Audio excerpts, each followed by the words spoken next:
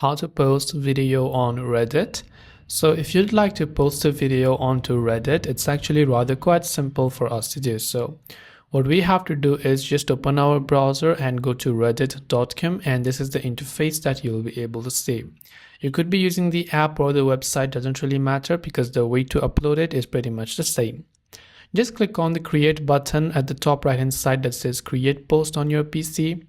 Then from text you can go to images and video instead. So by default you will be under the text tab, but you actually want to go to images and video, and you can drag and drop or upload the media. So just go ahead and then select the video that you'd like to upload in that case. And once you've selected the video, of course there might be a file size limit, so you might want to be careful on that, and you just enter the title and then click on the post button. That's all for this video. If you have any questions, feel free to leave them down below. Thanks for watching till the very end of the tutorial, and see you soon in the next video.